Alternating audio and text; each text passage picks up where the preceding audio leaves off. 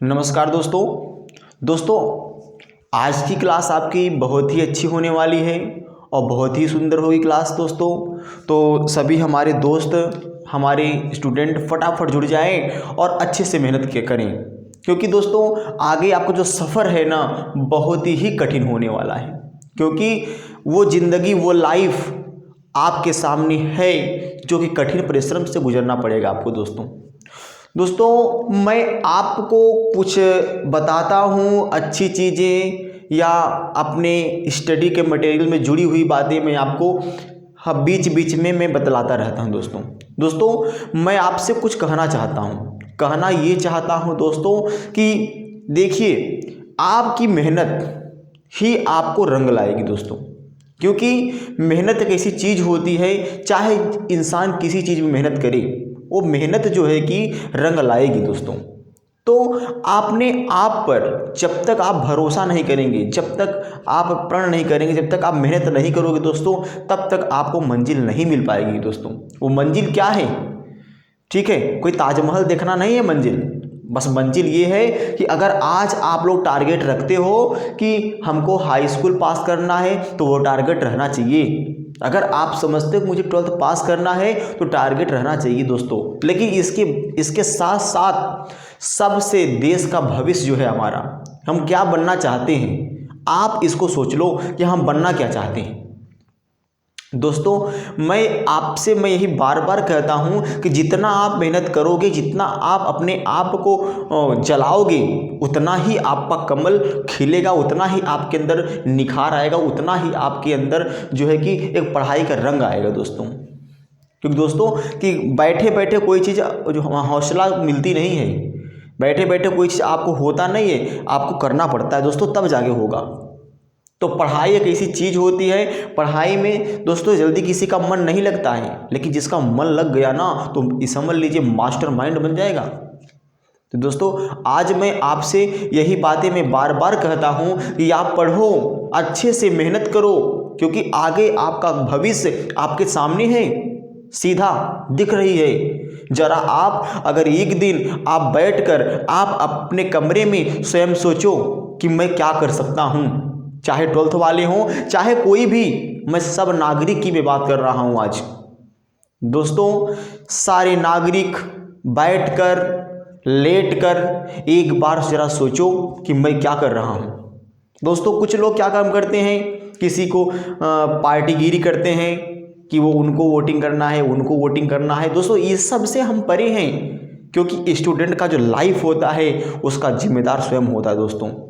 तो दोस्तों मैं आपको बार बार साथियों में बार बार मैं आपको यही एडवाइस दूंगा, यही सलाह दूंगा कि ज़िंदगी में अगर आपको आगे बढ़ना है तो मेहनत करना पड़ेगा दोस्तों। क्योंकि आप देखे होंगे, मैंने आपको नहीं कहा कि मेरे वीडियो आप सब्सक्राइब करो, लाइक करो, शेयर करो। क्यों नहीं बोला?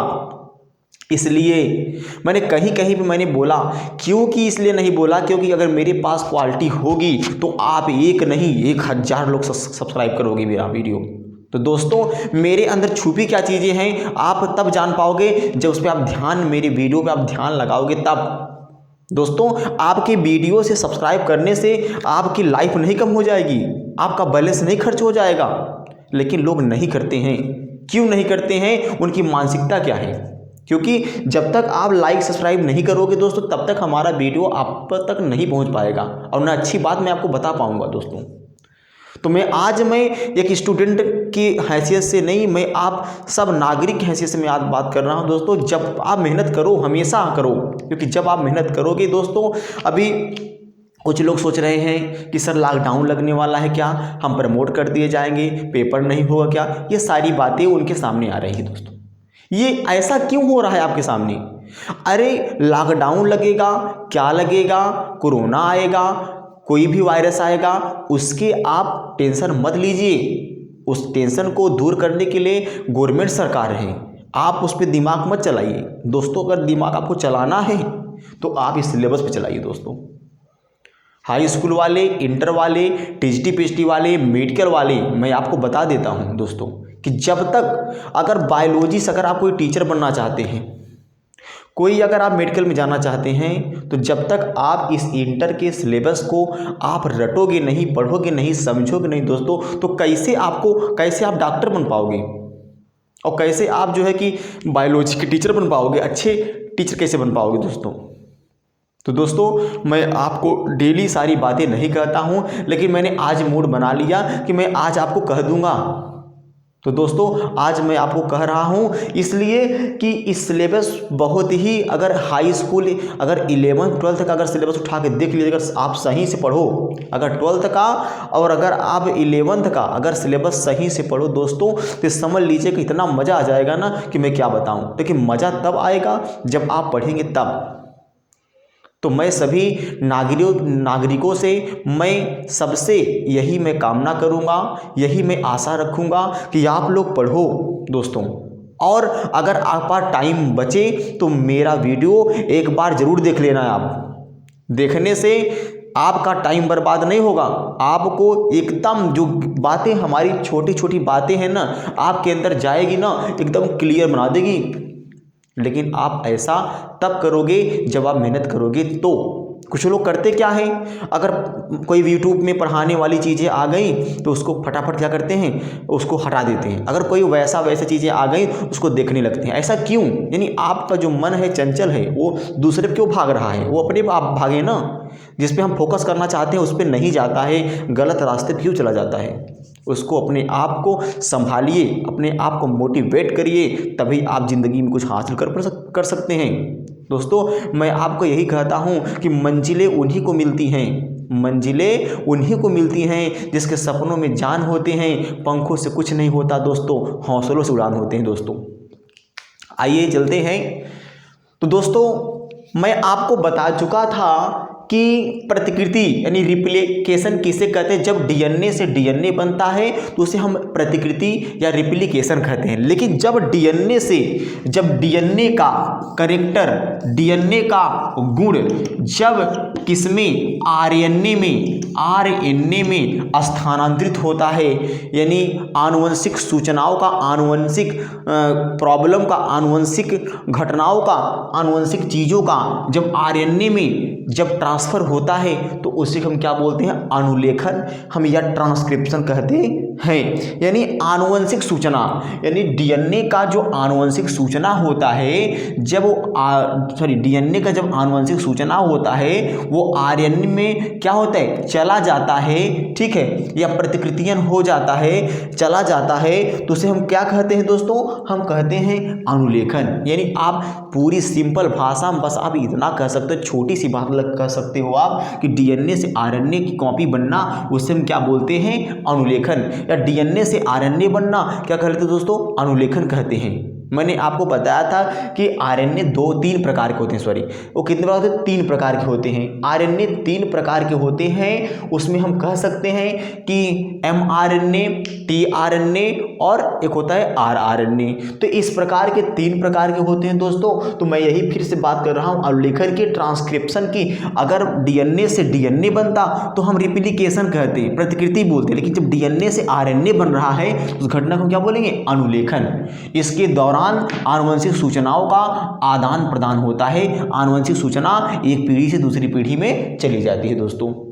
तो ध्यान दीजिएगा, ये चीज मैंने आपको बता दिया, ठीक। अब चलते हैं इसमें। अनुलेखन इकाई कितने होते हैं दोस्तों?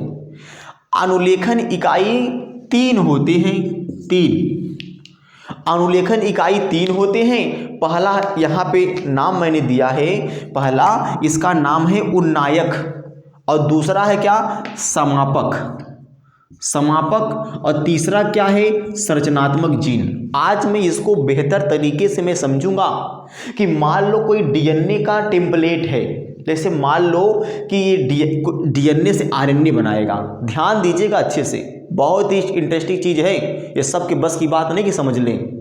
तो अगर आप दिमाग लगाओगे दोस्तों, अगले चैप्टर में इतना मजा आएगा कि आप झूम उठोगे दोस्तों। क्योंकि हमें उस चैप्टर में, नेक्स्ट वाले चैप्टर में बस मैं मानव की बीमारियों की मैं बात करूंगा, टाइफाइड, मलेरिया, डेंगू। तो बड़ा मजा आएगा आपको।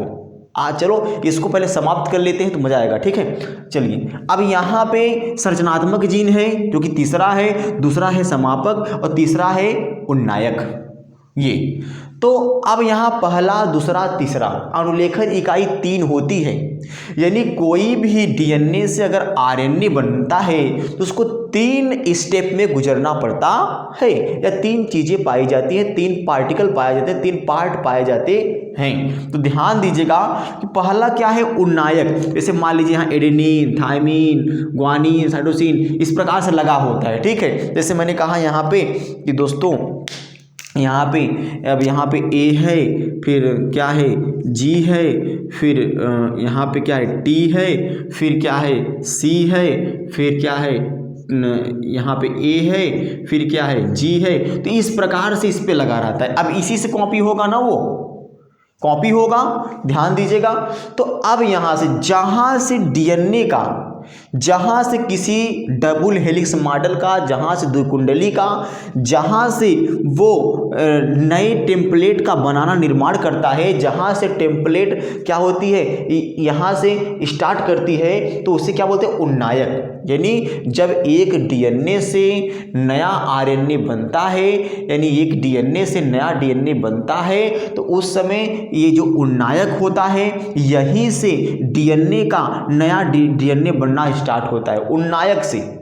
और यहाँ समापक है, जहाँ पे बनकर पूरी तरह से तैयार होता है, उसे हम क्या बोलते हैं, समापक अर्थात टर्मिनेटर। यहाँ उन्नायक है यानी प्रमोटर, ही प्रमोट करता है, प्रमोट करता है भैया, प्रमोट करेगा कि तुम क्या है कि तुम एक धागे से 2 धागे बनाओ बनाओ बनाओ। ये उन्नायक प्रमोटर है, प्रमोट करेगा, इसको प्रमोट करेगा, सृजनात्मक जीन को। तो यहाँ पे नए नए टेम्पलेट बन जाते हैं।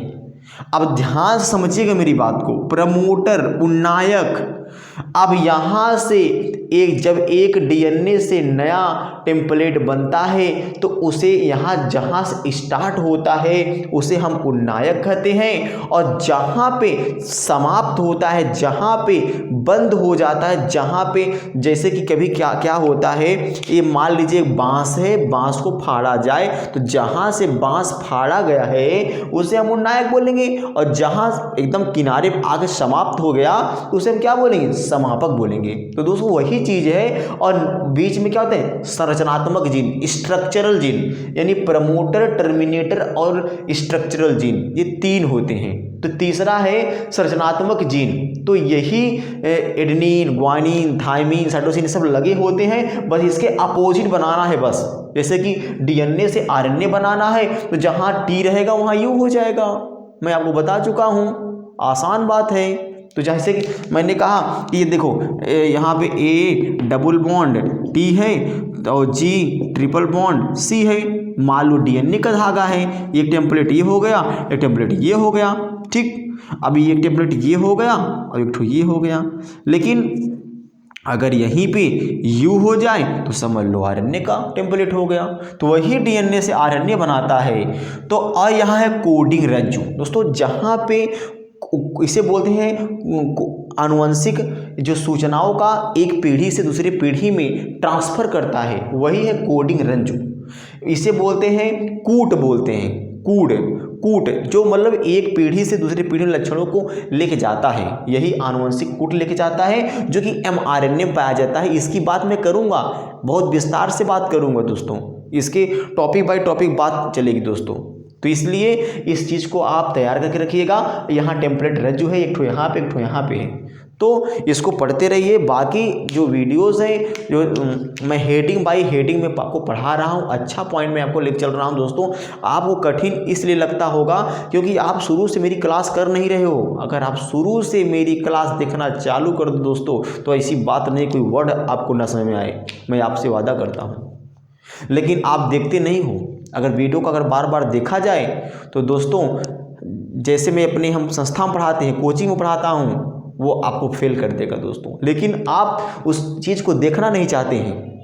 अगर आप देखो तो आपके जो थोड़ा सा जो तैयारियां हैं आपकी ना, अग्रसर रहेगी हमेशा दोस्तों। तो मैं इस बात को मैं बार बार आपको याद दिलाऊंगा, आपके भविष्य के बारे में मेरा कर्तव्य है।